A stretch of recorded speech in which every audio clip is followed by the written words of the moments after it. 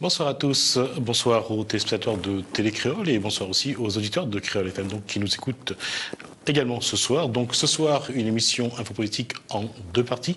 La première, nous allons parler d'un parti politique qui s'implante à La Réunion, c'est l'Union populaire républicaine, l'UPR. Nous allons donc en parler maintenant dans la première partie de cette émission. Dans la deuxième, nous aborderons la convention Cannes avec Alain Cataille, donc de l'Union des forces agricoles, avec qui nous allons voir un petit peu qu'est-ce qu'il y a de bien ou de moins bien, aussi bien pour les industriels que pour les planteurs, donc dans cette convention. On commence tout de suite avec cette première partie, donc nos deux invités qui vont se présenter. D'abord, Dominique Fruit, qui êtes-vous? Alors, moi je suis Dominique Fruit, je suis à La Réunion depuis 35 ans. Et je représente donc l'Union populaire républicaine, ce parti qui a été créé en 2007 par M. François Asselineau. M. François Asselineau qui sera là à partir de samedi prochain jusqu'au 25 juin prochain. Alors, juste pour faire un petit point pour ceux qui ont suivi la campagne de 2012, la campagne présidentielle, juste avant, enfin, ce qu'on appelle la pré-campagne, François Asselineau était candidat donc à la candidature. Il a essayé d'avoir donc les 500 signatures pour se présenter à cette élection présidentielle, ce qui n'a pas réussi malheureusement pour lui. Alors la différence, c'est qu'en 2007, nous étions 700 adhérents. Aujourd'hui, nous sommes plus de 8000. Et nous 8000 au niveau national. Au niveau national. Au niveau national. Oui, oui, non, mais c'est ce qui compte, c'est-à-dire nous sommes une force qui représentons plus qu'Europe Écologie Les Verts et le parti de Là, on parle en termes d'adhésion. Oui, mais je parle des gens qui ont pris la carte de l'UPR, l'Union populaire républicaine. Nous sommes 8000. L'Europe Écologie en a 4000, ils l'ont dit.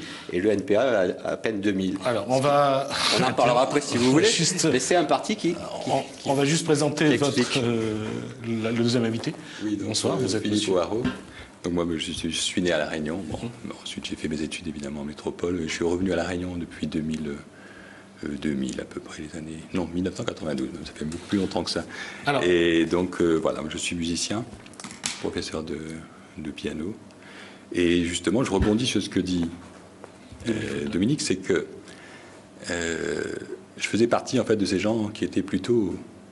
qui s'étaient tournés vers l'abstention, en fait, un peu par dépit. Et pour les 2012, je suis tombé sur le programme des présidentielles de François Asselineau, que j'ai écouté en entier. Alors, et je me suis dit, ben voilà. On va quand même mettre un cadre autour de ça, François Asselineau. Alors là, l'un des chevaux de bataille de ce parti politique, l'Union populaire républicaine, c'est la sortie de l'euro. Alors, il va falloir faire très attention, on va essayer d'expliquer, parce qu'il y a eu la position de Marine Le Pen du Front National également. Il y a également Nicolas Dupont-Aignan qui a une position un petit peu entre les deux, pas sortir mais revoir. Alors, puisque ça c'est l'un des problèmes, là c'est un des chevaux de bataille que vous avez, aujourd'hui l'Union populaire républicaine, elle est pour ou contre cette Europe? Alors, je me permets de prendre la parole. D'abord, à mon avis, il faut préciser quelque chose. C'est que les traités ne permettent pas de sortir de l'euro. C'est-à-dire qu'on ne peut pas sortir de l'euro sans d'abord sortir de l'Union européenne. Donc, je parle de l'Europe, je ne peux pas parler de l'euro là. Oui, mais le problème, c'est qu'on ne peut pas sortir de la monnaie unique sans d'abord sortir de l'Union européenne. D'ailleurs, il y a quelqu'un qui était donc commissaire, même, je crois que c'est Jean-Paul Juncker lui-même qui l'a dit. D'accord ? Il faut quand même rappeler à tous ceux qui disent qu'on va sortir de l'euro que c'est interdit par les traités. Vous ne pouvez pas sortir de l'euro.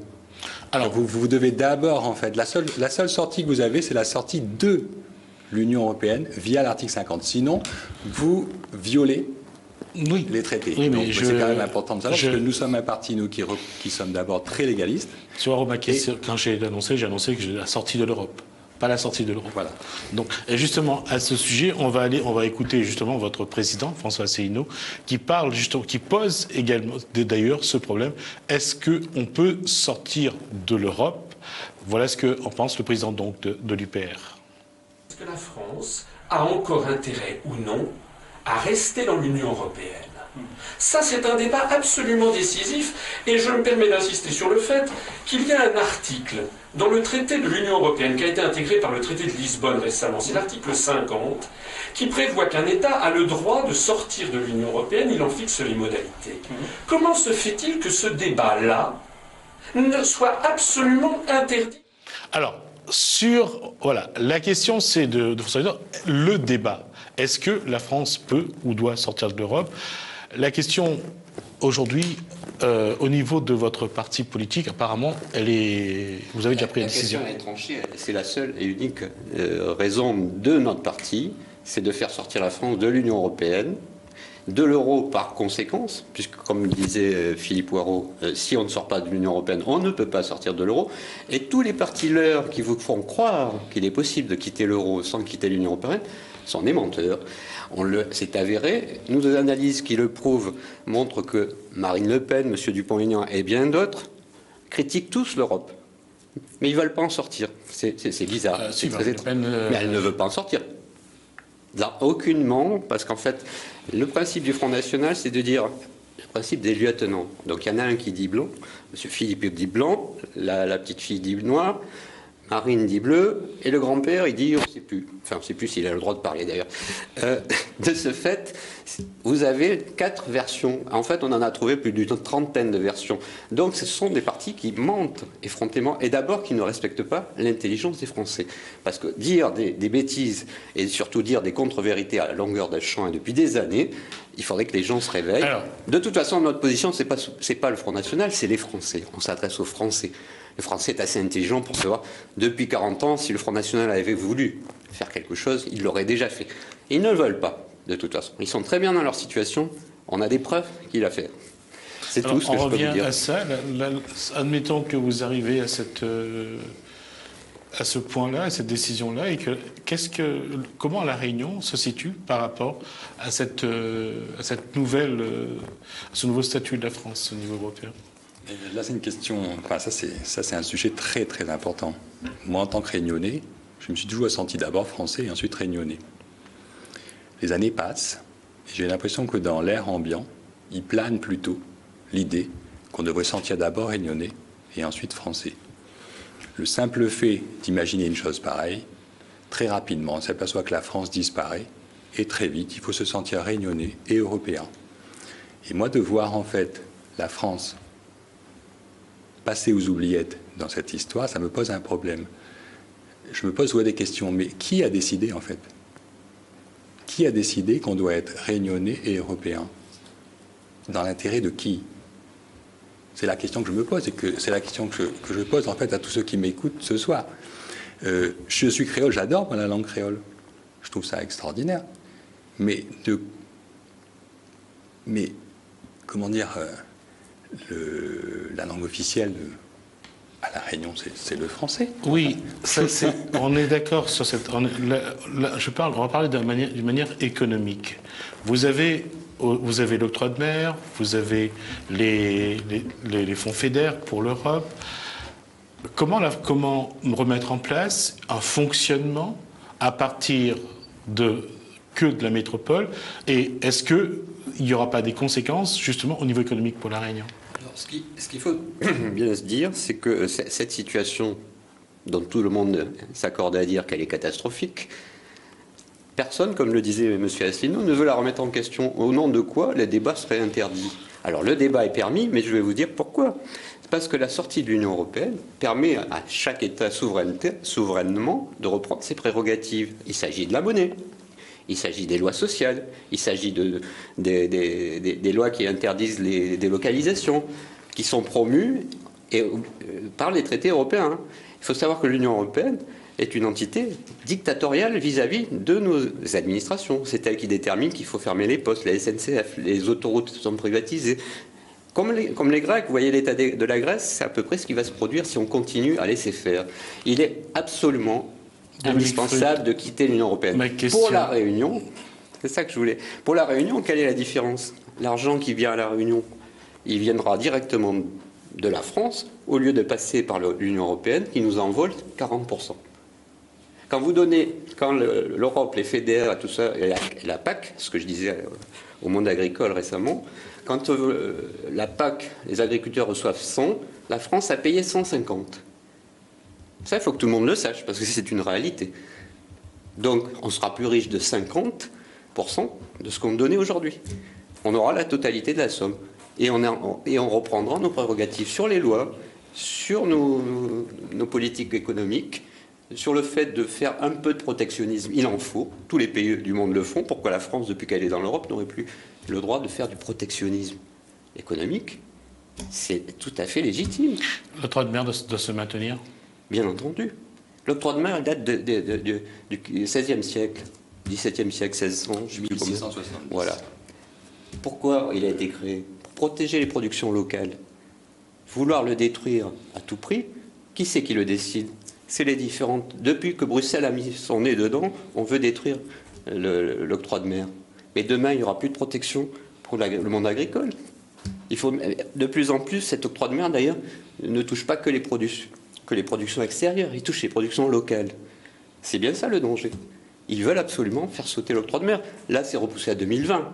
Mais croyez bien que ça finira par nous tomber dessus. Je pense que l'octroi de mer est une protection pour nos emplois, puisqu'il protège notre économie locale.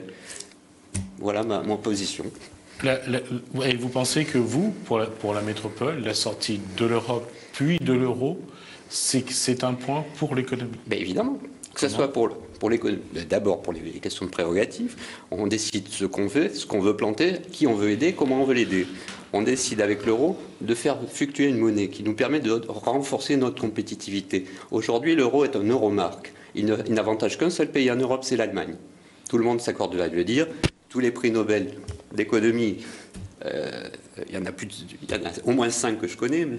Pissarides, M. Stiglitz, Friedman, etc., s'accordent à dire qu'il est impératif, il le disait pour les Espagnols, de sortir de l'euro pour que chaque État, chaque économie reprenne sa possibilité de faire fluctuer les monnaies. C'était le cas pendant les 30 Glorieuses. Depuis l'après-guerre jusqu'aux années 80, chaque État avait sa monnaie, tout le monde s'en portait bien. Pourquoi ça aurait changé? Il y a une religion de l'euro qu'il faut absolument dénoncer. Si on remonte à 1957 avec le traité de Rome, lorsque le général de Gaulle et Adenauer mettent en place avec la CECA, d'abord pour le charbon et l'énergie, le premier traité européen, c'est surtout pour faire face aux concurrents américains. Oui. Aujourd'hui, on le voit. C'est ce qu'on fait dire. Les États-Unis sont au cœur du processus. Oui. Ça, c'est encore l'intérêt de M. François Asselineau, quand il va venir ici à partir de samedi, c'est d'expliquer justement tout ce qui est caché aux Français. Tout ce qui est caché aux Français, c'est-à-dire qu'une économie européenne, cette construction européenne a été voulue, désignée, construite, bâtie dans les couloirs de l'Europe par les Américains. C'est quelque chose que les gens doivent découvrir. C'est au travers des conférences qui font 2h30, 3h, que François Asselineau expliquera tout ça pendant 7 conférences en 6 jours. J'invite tout le monde à aller venir l'écouter.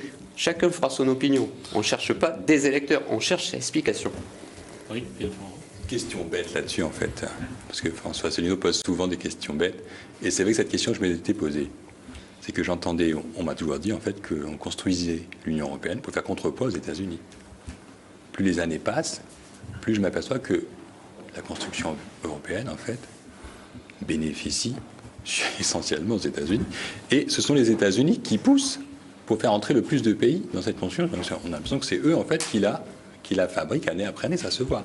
Là, avec le traité transatlantique qui va rentrer, donc peut-être dans les années qui viennent, qui va se mettre en place, ce sera à nouveau pour les intérêts essentiellement américains. C'est ce que tout le monde suppose et tout le monde commence à voir que c'est vrai. Donc en fait, comment un pays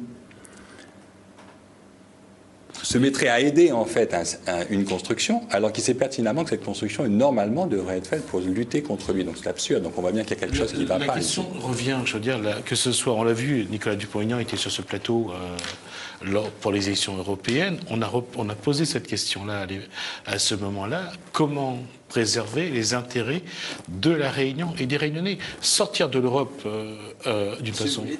Est-ce que Ou non, Je non. vous le dis, simplement, les institutions s'appliquent aussi bien à la Réunion qu'à la Creuse, qu'à la Bretagne, qu'au Midi-Pyrénées.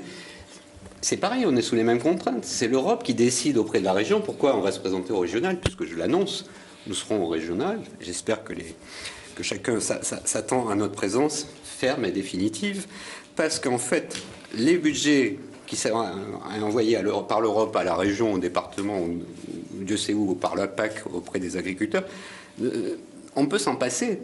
Comme je vous le disais tout à l'heure, au lieu de donner 100, on pourra donner 150, puisqu'on aura plus d'argent pour distribuer, pas distribuer, mais faire évoluer l'économie de chaque État, que ce soit la Réunion, ou la Creuse, ou la Corse, ou Dieu sait quoi. Pourquoi la Réunion serait en défaut? Je ne vois pas. En fait, il y a une question, on tourne autour d'une question, parce que vous voulez savoir, en fait, vous parlez des intérêts des Réunionnais, c'est vrai, mais la question que je pose, c'est qu'en fait, les intérêts des Réunionnais, si ce sont des intérêts qui doivent dépendre de l'Europe, alors ça veut dire que la France disparaît. Il faut que les Réunionnais comprennent bien ça. Donc en fait, on ne peut pas être français et européen dans ce système. Il faut choisir. C'est-à-dire où on se tourne vers la France, et à ce moment-là, l'Europe, c'est une entité qui est perdante, elle disparaît, parce que de toute façon, si la France sort de l'Union européenne, il n'y a plus d'Europe. L'Europe ne résistera pas à une sortie de la France. Et à mon avis, le modèle français, qui était un modèle admiré dans le monde entier, je pense qu'on ne va pas être isolé. Parce que le nombre de gens qui vont se lever pour applaudir la France, qui redonnera peut-être une autre image en fait de ce qu'elle est. Donc ce que je dis aux Réunionnais, c'est tout simplement, vous voulez être des Réunionnais au sein, une région en fait au sein de l'Europe, c'est-à-dire de Bruxelles, voilà. Ou est-ce que vous voulez être Réunionnais, comme dit Dominique? Mais alors ça peut être Réunionnais, ça peut être breton, ça peut être occitan, ça peut être tout ce que vous voulez. À la France, est-ce qu'on peut revenir en fait? Parce que l'idée c'est ça, tout le monde nous trouve un peu extravagant. Est-ce qu'on peut revenir à l'idée d'une France souveraine et qui joue sa carte dans le monde aujourd'hui? Est-ce que c'est quelque chose qui paraît si surréaliste? Ou est-ce qu'au fond des gens, parce qu'il y a tellement de gens qui s'abstiennent aujourd'hui, est-ce qu'au fond d'eux, peut-être, ce rêve, même s'ils ne savent pas trop comment il est formulé, je leur conseille vivement d'écouter les conférences qui vont être données là, à La Réunion, peut-être que ça peut déclencher l'idée qu'il y a un espoir que la France puisse se redresser, en fait. À mon avis. Il y a un point sur lequel... Bon, c'est une question que j'avais posée à l'époque à Marine Le Pen. C'était pour l'élection présidentielle de 2012. J'avais dit quel est le coût, on le voit, avec la Grèce et avec Tsipras, payer ce que la Grèce doit à l'Europe, la difficulté, combien la France devra payer pour sortir de l'Europe, et quelles seront les conséquences dans les négociations pour la France sur les marchés mondiaux. Moi, je pense que la question, en fait, qu'on devrait se poser, c'est combien ça nous coûte de rester dans déjà. Parce que tout le monde se demande combien ça va nous coûter d'en sortir. Oui. Mais par contre, tout le monde peut répondre à la question de savoir combien ça nous coûte. Ça nous coûte des emplois, mais qui dégringolent tous les mois. Ça nous coûte 500 personnes qui basculent en dessous du seuil de pauvreté par jour, d'après l'INSEE. Ça nous coûte une usine qui ferme, grâce au traité d'ailleurs, l'article 63 qui empêche toute délocalisation, toute circulation de capitaux, de marchandises, de services. Donc en fait, c'est aujourd'hui qu'on est en train de payer, et payer le prix fort. Alors d'imaginer que parce qu'on a un boulet au pied et qu'on est en train de couler, que quelqu'un vous dit, vous avez une chance de vous noyer, si vous enlevez votre boulet, alors là, c'est sûr que vous vous noyez dans les 20 secondes. Mais qui va croire une chose pareille? Moi, je dis que si on enlève le boulet, peut-être qu'on peut remonter. Mais d'imaginer qu'en enlevant son boulet, qu'on va se noyer plus vite, enfin, je ne sais pas. Moi, c'est quelque chose qui me laisse un peu rêveur. Je me demande aux gens de faire fonctionner un peu leur bon sens et de réfléchir à cette question. La vraie question qui est posée, c'est pourquoi ce que je suis en train de dire là, on ne l'entend jamais. C'est-à-dire pourquoi on entend toujours le même son de cloche qui est, si on sort de l'euro, si on sort de l'Union européenne, Le sol va s'ouvrir sous nos pieds, ça va être une catastrophe phénoménale. Mais on est quand même une puissance économique. Il faut savoir que cette année, depuis la France verse à l'Europe 21 milliards d'euros. Le retour est autour de 17 milliards, 14, je crois. 14. On en perd Un peu moins. 14. D'accord.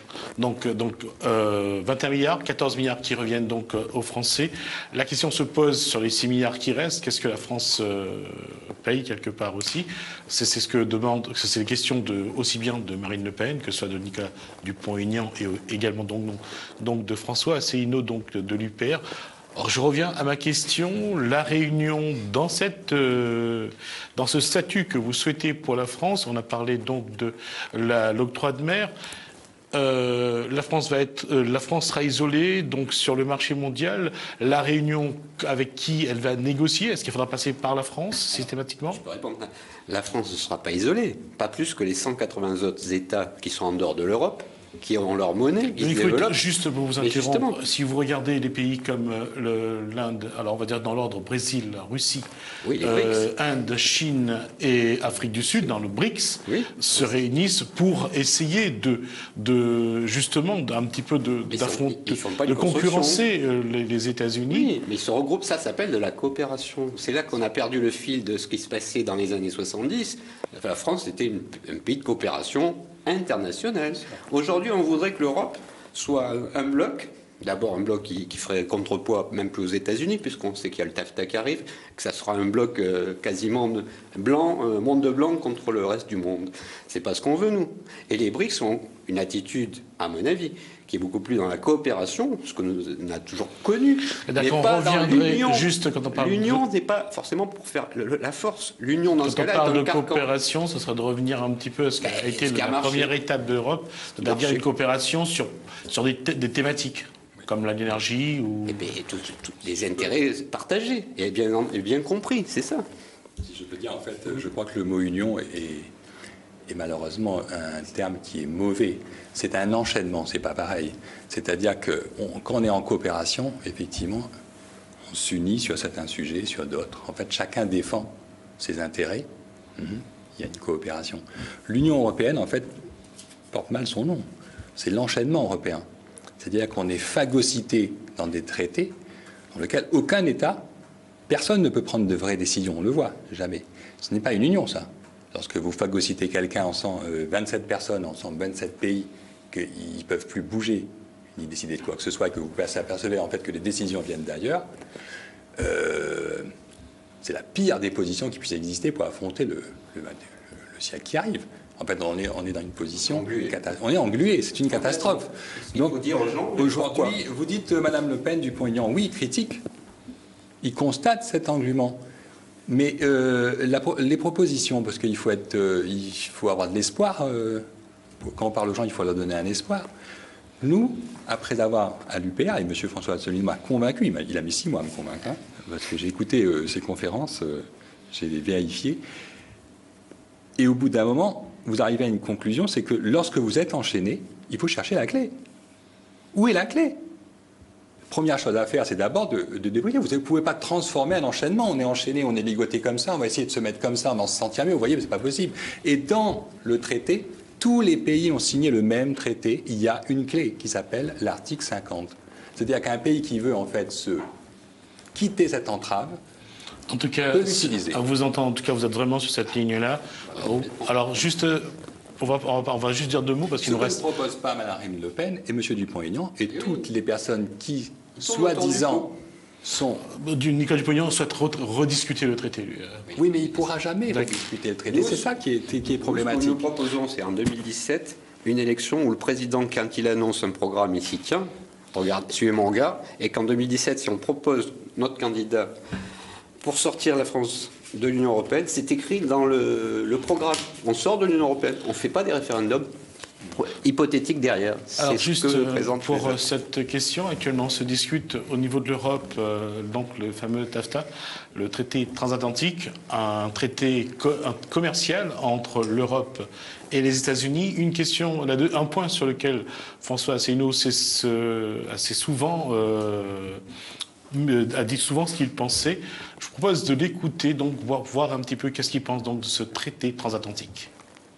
qu'il y a des risques multiformes. Je veux dire, le risque numéro un, c'est l'enterrement en grande pompe de ce qui reste de démocratie.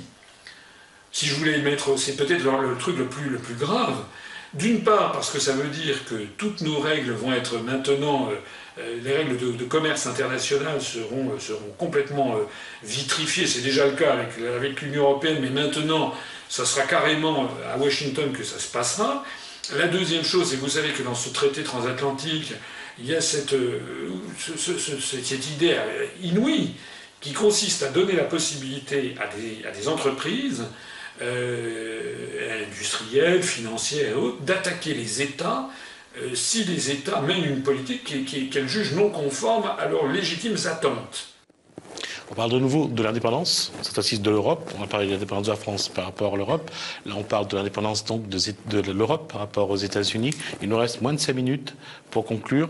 Et je reviens à ma question. Sortir de l'Europe, sortir de l'euro, ne pas signer cet accord, ce traité transatlantique, pour vous, c'est une solution. Et ma question qui est récurrente, comment la Réunion va se positionner dans ce statut que vous voulez pour la France? Sortir de l'Union européenne, c'est se libérer de nos entraves. Le mouvement que je réunis au sein de l'Outre-mer, puisque j'en suis le responsable national, c'est l'union du peuple pour rétablir la démocratie. On estime que la liberté nous a été volée par l'Union européenne, tout le monde en convient. On vient de voir M. Asselineau parler du TAFTA. Il faut savoir que donc des entreprises, des multinationales pourront attaquer des États au sein de tribunaux arbitraux, qui seront des tribunaux complètement différents, civils. Et donc un État va devoir plier aux allégations, aux demandes de M. Monsanto, des industriels. Nous allons manger du poulet chloré, nous allons manger du bœuf aux hormones américain, nous allons avoir des lois sociales qui vont disparaître, s'éteindre dans le cadre du grand marché transatlantique, le TAFTA, le fameux TAFTA, que j'invite beaucoup de gens à consulter, parce que ça, c'est tout de suite, c'est dans les 2 ans. On va signer un traité qui va nous faire appliquer toutes les lois industrielles sur l'industrie, la société américaine. On va devenir des Américains. Et j'estime que la France a encore sa place et qu'elle doit retrouver sa liberté. Et c'est le cas. C'est ce que nous demandons. Je dirais que l'intérêt des Réunionnais, c'est de reconstruire la France en tant que Français, eux aussi.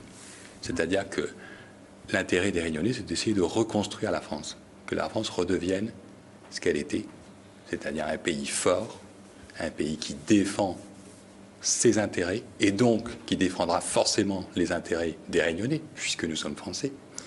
Et donc, que les Français et que les Réunionnais retrouvent une confiance en eux, en tant que Français. C'est-à-dire qu'on peut remettre la France debout. Ça paraît invraisemblable, mais c'est quand même une chose qui n'est pas difficile à comprendre. La plupart des gens sont découragés aujourd'hui. Ils sont découragés parce qu'ils ont l'impression que tout leur échappe et qu'il n'y a rien à faire. Mais une nation, c'est tout le peuple. Il faut que les gens retrouvent l'espoir. Il faut qu'ils retrouvent l'espoir dans quelque chose d'abord qui soit sain. Parce que vous parlez du Front National, je ne vais pas critiquer le Front National, je ne supporte pas critiquer les autres. Mais le Front National ou même d'autres partis politiques, même s'ils font des excellentes critiques, malheureusement divisent. De fait, ils divisent. Le Front de gauche ou tous ceux qui critiquent divisent en fait. Donc aujourd'hui, on se dit, on a un programme, M. Asselineau a fait un programme qui est inspiré du programme de la Résistance.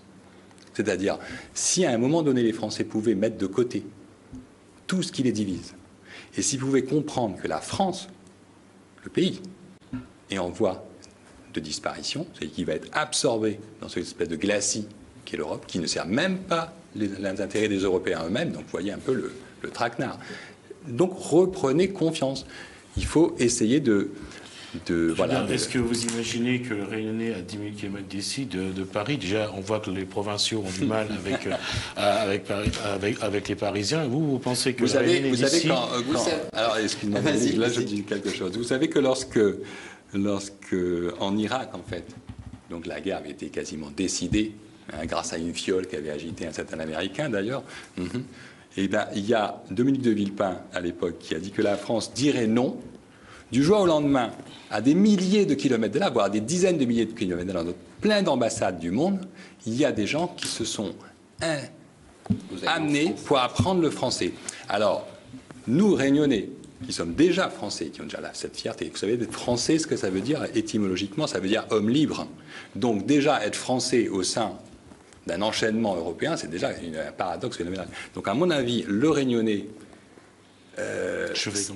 faut conclure, allez-y. Alors on conclut, mais je pense que c'est pas la distance qui fait l'esprit français. On pourrait être sur Mars et français. D'accord.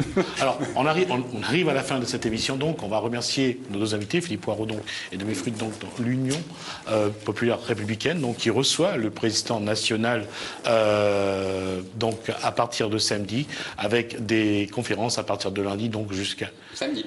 Il reste donc après la semaine prochaine et jusqu'à toute la semaine, donc avec des tables rondes, des débats. On va passer à la deuxième partie donc de cette émission. On va parler de la Convention Cannes qui a été signée la semaine dernière par, entre autres, Jean-Yves Minacci, le préfet. Il y avait également donc le Premier ministre Manuel Valls qui était là. Donc c'est le sujet qui va être donc sur lequel on va discuter donc dans cette seconde partie. Voilà ce qui vous attend donc dans cette deuxième partie, la Convention Cannes.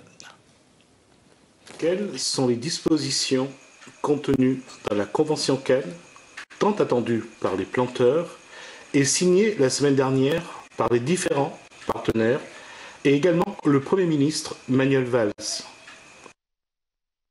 Quels sont les avantages pour les planteurs? Quels sont les avantages pour les industriels? Quel est le prix de la tonne de canne? Qu'est-ce qui sera payé aux industriels et aux planteurs pour la bagasse? Quels sont les plus? Quels sont les moins?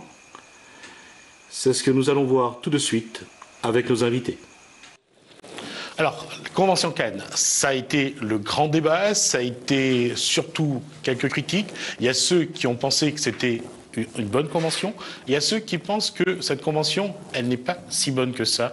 On va en parler ce soir avec deux représentants donc de l'Union des forces agricoles. À ma droite, donc, Alain Cataille, bonsoir. Bonsoir. Et Maurice Sagani, donc, deux agriculteurs. Alors, on va faire d'abord un point global. Est-ce que vous avez été associé à la rédaction de cette convention? Non, on n'a pas été associé pour la simple et bonne raison qu'on ne fait pas partie de la commission mixte d'usine. Donc, il y a, voilà, les règles, c'est les gens qui ont été élus en commission mixte d'usine qui travaillent sur la Convention Cannes. Mais dans le passé, c'est ce qui se faisait. On avait des commissions qui préparaient justement cette Convention Cannes avec les industriels, les planteurs. Depuis peu, on a supprimé ces commissions techniques et on a mis en place uniquement un cercle fermé entre industriels et des gens qui siègent de cette commission, qui prend la décision pour tout le monde. D'accord. Alors, vous avez lu ce document de 23 pages? Oui. Moi, je l'ai lu. D'accord. Alors, 23 pages pour un document qui fixe le prix de la tonne, qui fixe aussi ces fameux 38 millions dont tout le monde a parlé avant la visite du Premier ministre, donc Manuel Valls. On parle également de la prime bagasse. Alors, d'abord, on va parler de cette convention. Alors, on va écouter d'abord Jean-Paul Virapoulet qui va nous dire, lui, qu'est-ce qu'il en pense et aussi quel intérêt ça a ou pas pour la Réunion. Monsieur le maire, vous êtes agriculteur, la Convention Cannes a été signée. Pour vous, quel regard vous portez sur cette Convention Cannes qui, pour certains agriculteurs, n'a pas vraiment évolué depuis 2001? Aujourd'hui, la France a 3 millions de tonnes de sucre en excédent, l'Allemagne 1 million. Le produit sucre est un produit utile, vital, mais un produit en difficulté. Je suis heureux que la convention ait été signée, mais je dis aux agriculteurs, je dis au monde agricole en général, allons nous ouvrir sur l'avenir, allons diversifier, allons extraire de la canne tous les produits complémentaires qui pourraient enrichir, comme on l'a fait avec l'amendement bagasse que j'ai proposé au Sénat et comme mon ami Jean-Claude Fruteau a enrichi à l'Assemblée nationale. Allons faire des démarches complémentaires à la tradition pour entrer dans le futur. Alors, sur les andins, aujourd'hui, est-ce que c'est une solution? Est-ce que c'est un gain aussi pour l'agriculture, pour les agriculteurs? On libère des terres agricoles, c'est pas mauvais, mais attention à l'érosion des sols. Les arbres fruitiers seraient une solution? De remettre des arbres fruitiers? Probablement, mettre des arbres, quels qu'ils soient. Quand on plante un arbre, on prolonge la vie. Alors, on va parler des Andins après. On parle d'abord, Maurice Sagani. Là, cette convention, dedans, on voit ce qu'a dit Jean-Paul Virapollet. Qu'est-ce qui vous paraît juste pour vous et qu'est-ce que vous, à la rigueur, vous n'êtes pas d'accord? Pour moi, je rejoins un peu à Jean-Paul Virapollet son analyse. C'est que à une certaine époque, nos bonnes ancêtres étaient colons sur la propriété un peu partout dans l'île. Les devenus propriétaires. Dans l'ouest, côté nous, les Urbana est devenu propriétaire avec 5 hectares de terrain. C'était suffisant pour vivre en famille.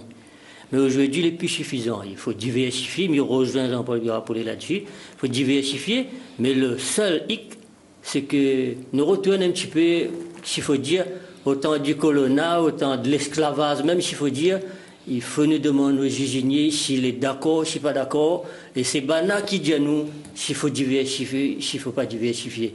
Nous, les pas libres, mais je crois que l'abolition de l'esclavage a été faite en 1848, mais il l'a pas encore. Ne l'est pas encore libéré.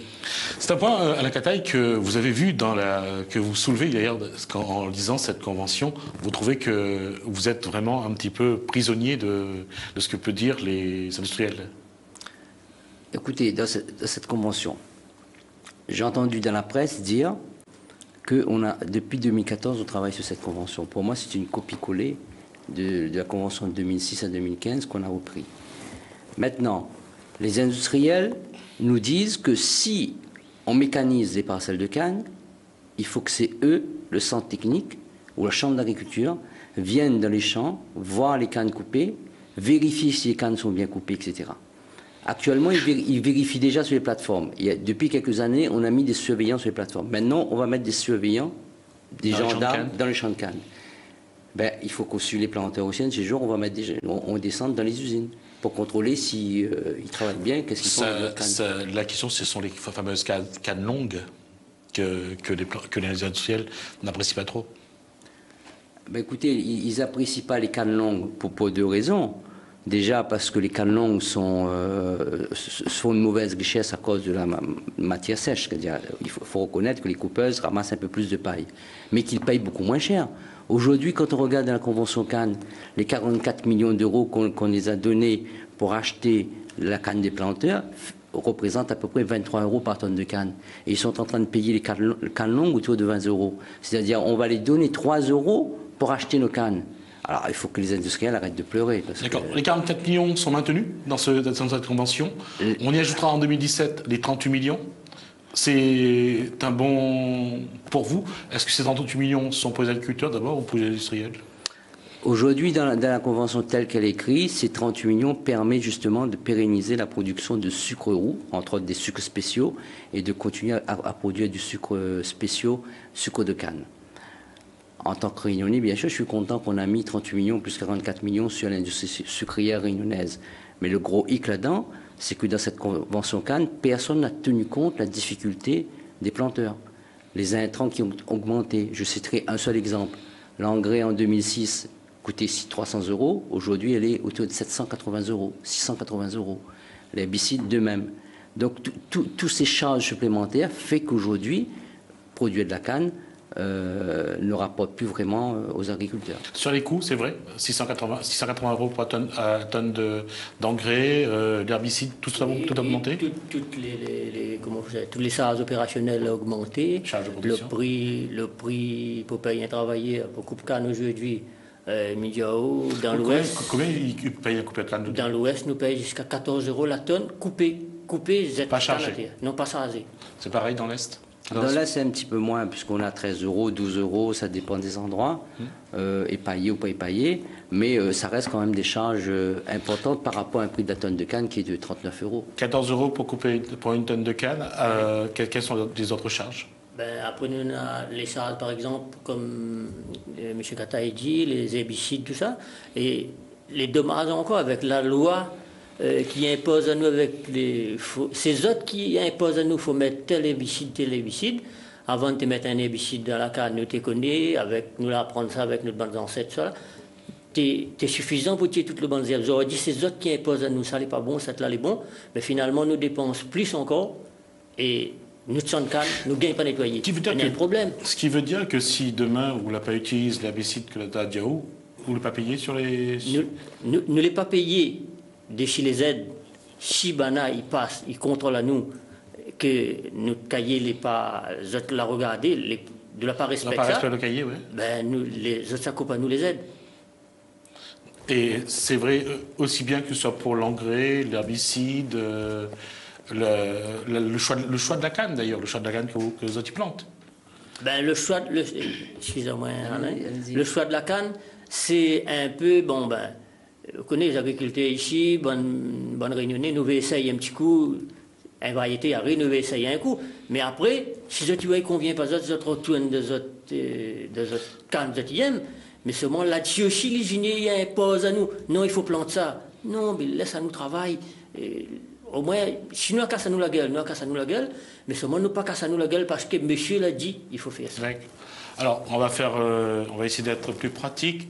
Dans la convention Cannes, combien vous serez payé la tonne de canne? Ben écoutez, aujourd'hui, il y a une richesse de référence de 13,8. Ça, c'est la richesse de la canne. La richesse de la canne, pour 13,8, on touche 39 euros.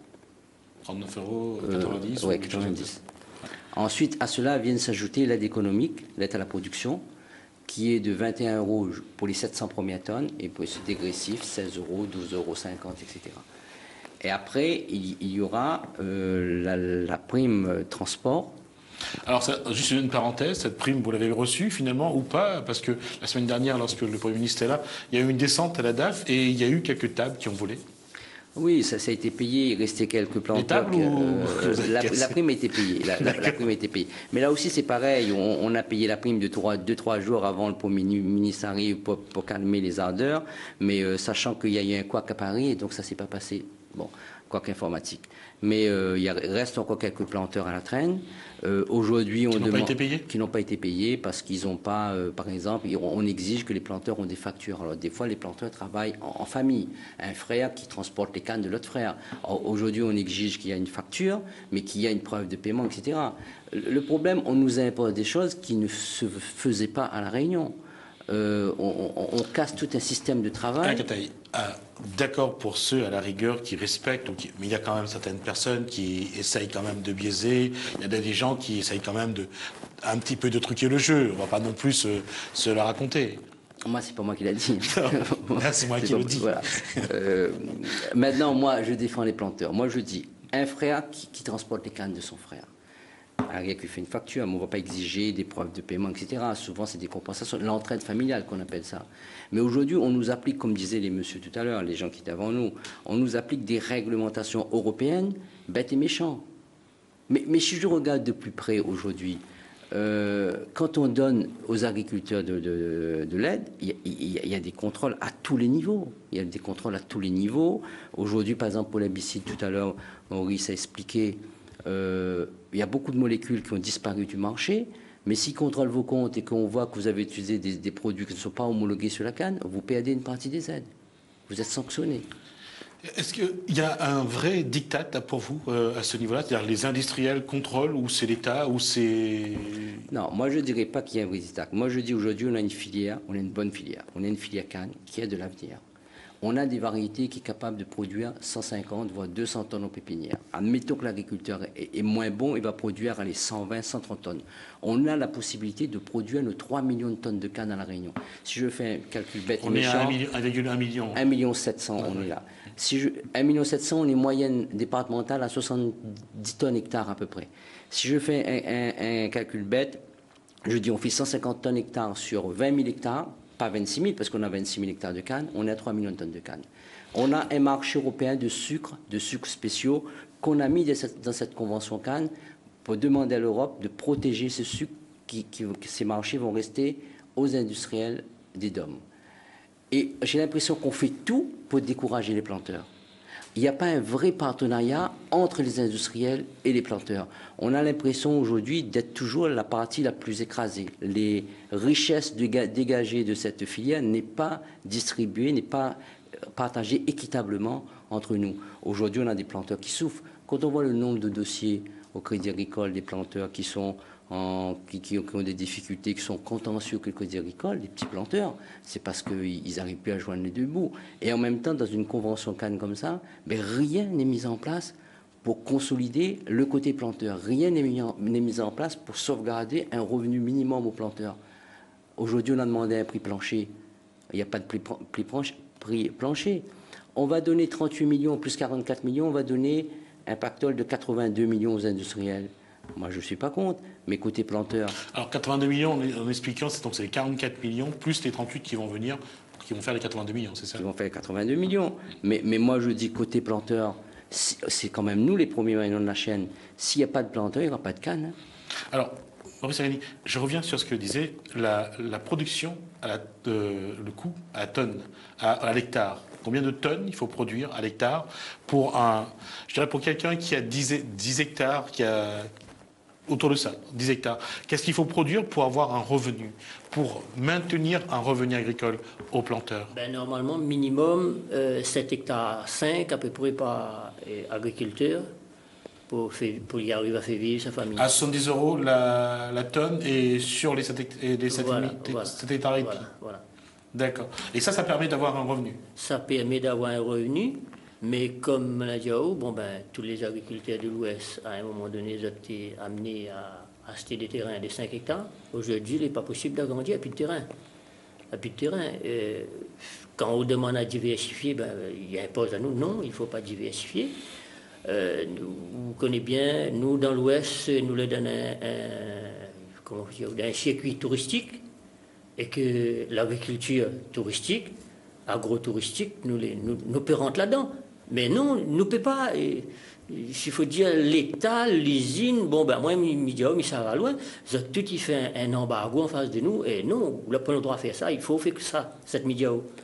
Il faut suivre le cadre que demande l'État. Alain Kataï, cette convention aujourd'hui, pour vous, elle est bonne ou elle n'est pas bonne?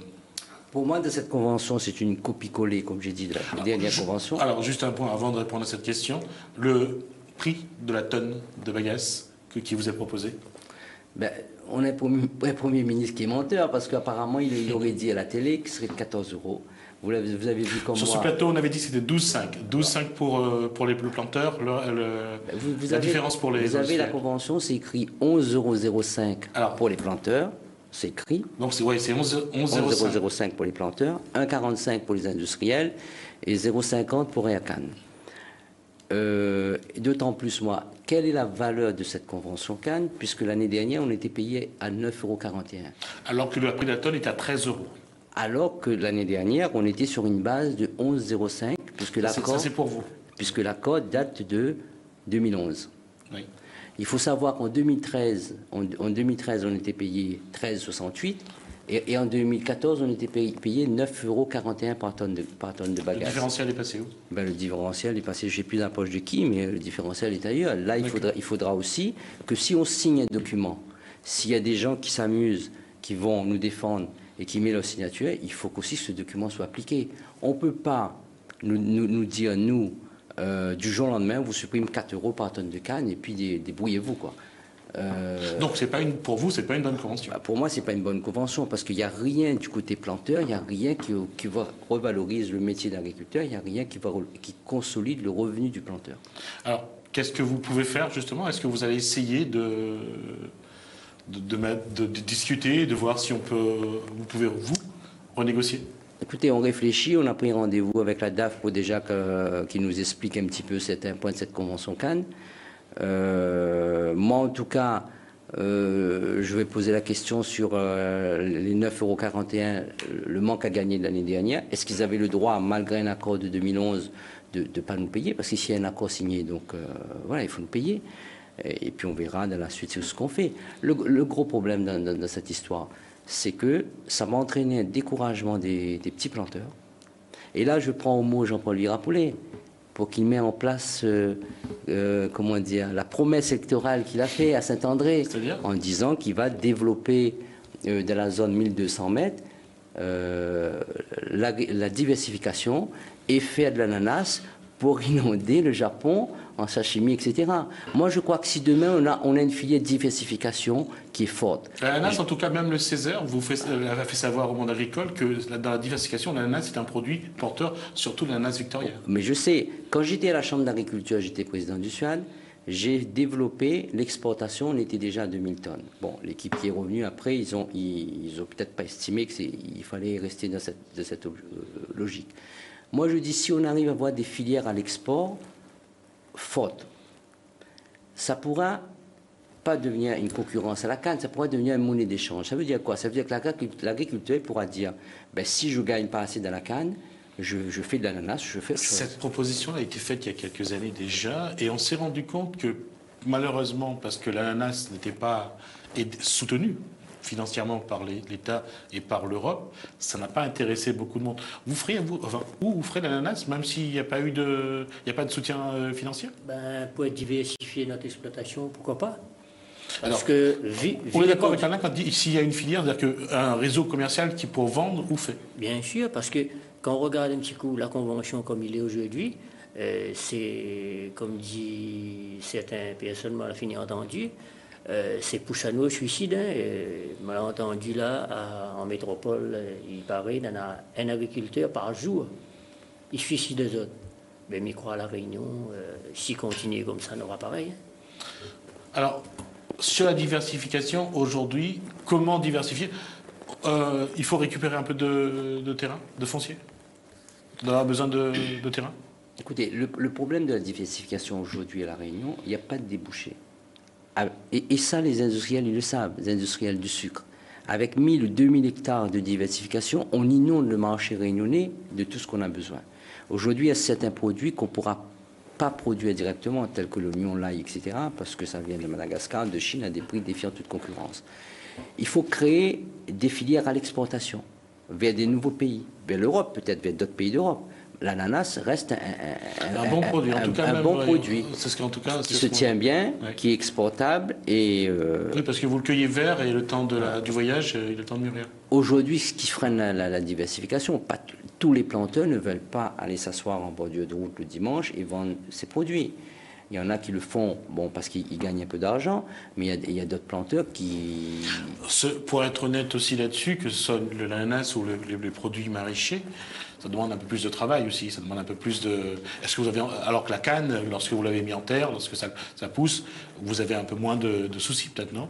C'est pas vrai, il faudrait que je t'emmène avec moi dans les champs où il y a de la diversification, que la tomate, etc. C'est gentil. Dans les serres de tomates, vous verrez qu'ils récoltent plus régulièrement. Ouais. Le travail aujourd'hui, les tâches difficiles ont été supprimées.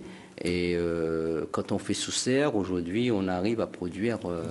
Maintenant, c'est sûr que les rotations, c'est beaucoup plus par an, 5-6 rotations par an. Moi, j'ai un voisin, il fait de la pastèque et des melons.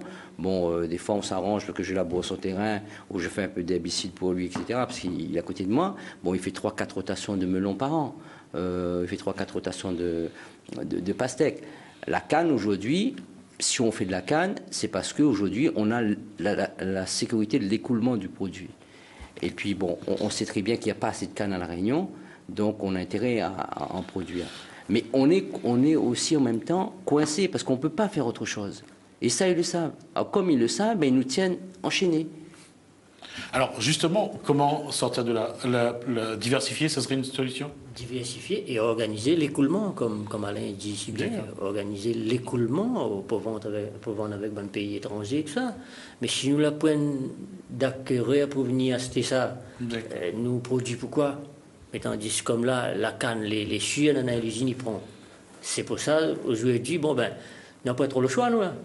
Mais demain matin, si nous avons des entreprises, des coopératives, ils mettent en place pour nous exporter nos bons produits, mais tout le monde va rentrer dedans pour diversifier.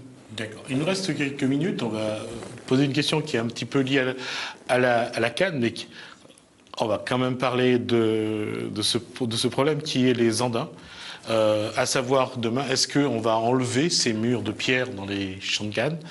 La question se pose. Il y a ceux qui disent non. Apparemment, il y a ceux qui, aujourd'hui, n'ont plus accès à leur terrain parce qu'il y a des cailloux qu'on veut récupérer. Il y a ceux qui disent oui. Et à la Cata et Bruce Sagani, vous faites partie de ceux qui sont pour qu'on enlève les pierres sur vos terrains.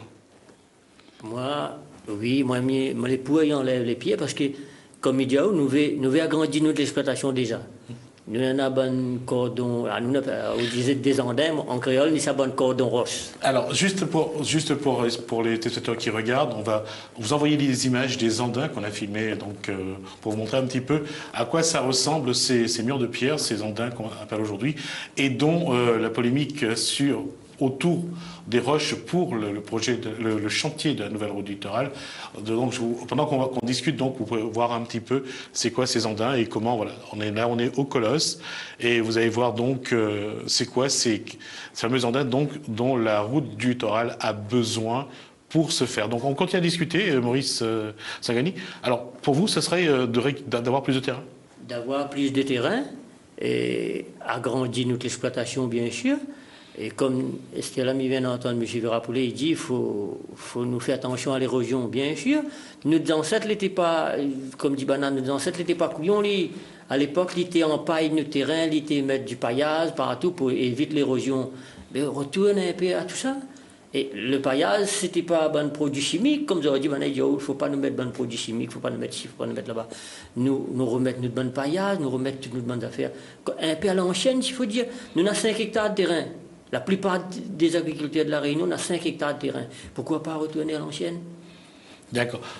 Là-dessus, on revient à ça. On voit le problème enfin, on voit ce que c'est. C'est parti des pierrages. On a mis les pierres en mur. Est-ce que aujourd'hui, combien vous pourrez récupérer en surface agricole? Moi, j'avais vu un document quand j'étais à la Chambre d'agriculture. Entre Saint-André et Brapanon, je crois qu'on pouvait récupérer 250 ou 300 hectares à peu près, en tout cas dans l'Est, pris sous ces Andins. Ce qu'il faut savoir, ces Andins ont été mis en place lors qu'on avait mis en place les PCES, PMES, plan de consolidation de l'économie sucrière et plan de modernisation de l'économie sucrière. Il fallait moderniser ces parcelles pour permettre justement de supprimer certaines tâches qui étaient difficiles, puisque les cannes étaient coupées, soulevées, emmenées en bout de champ, etc. Et les SICA pour mon canne, entre autres, ils poussaient les galets, et puis qu'à un moment donné, quand ils ne pouvaient plus pousser, ils faisaient le tas de galets, comme vous avez filmé ce matin. Donc aujourd'hui, on vient me dire que oui, l'érosion, etc. C'est sûr que l'agriculteur, comme a dit Maurice, nous, on ne va pas enlever tous les andins. S'il y a un andin qui est en limite de bordure de ravine, etc., ou qui fait qu'on voit que ça permet de sauvegarder les terres, on va le garder. Mais on va supprimer les andins qui sont au milieu des parcelles pour faire des parcelles mécanisables, pour supprimer les rats. Ces andins sont des vrais trous à rats. Parce qu'aujourd'hui, ces andins qui coûtent cher à l'agriculteur, parce qu'il faut les traiter, il faut mettre de l'herbicide dessus, il faut mettre des ratisés, parce que sinon les rats bouffent les cannes quand la canne elle mûrit, peut devenir demain un complément de revenu, peut devenir un revenu en replantant sur ces andins. À 1,5 tonne, c'est le prix qu'on vous donne, on vous propose pour vos andins. À 1,5 € la tonne, ça vous convient? Et aujourd'hui, moi, je n'ai pas du tout de chiffre dans ce milieu. Moi, en tout cas, si on enlève les andins chez moi, déjà, je serais content. C'est pareil. Ça me permettrait de récupérer des terres. Pareil, pour moi, ils récupèrent du terrain agricole.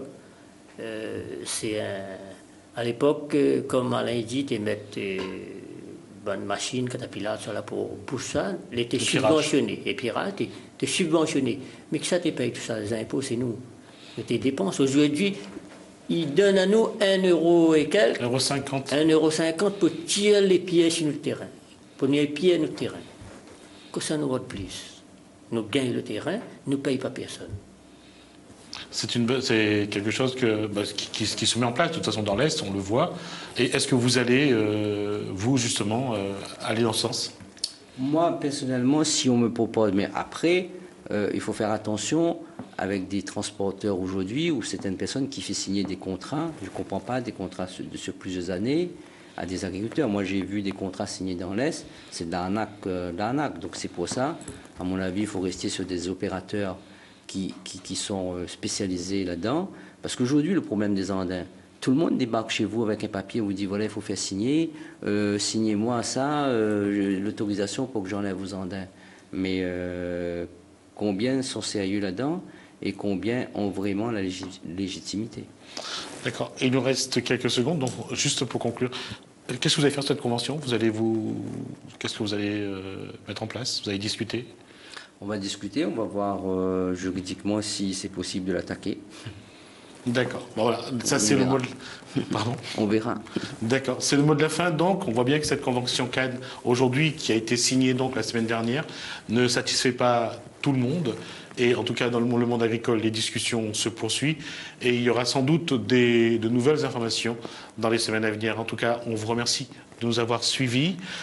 Donc, merci pour votre fidélité. Merci à la réalisation. Merci donc à Alain Cataille de l'Union des forces agricoles et à Maurice Singani d'avoir été nos invités ce soir. Merci à vous de nous avoir suivis.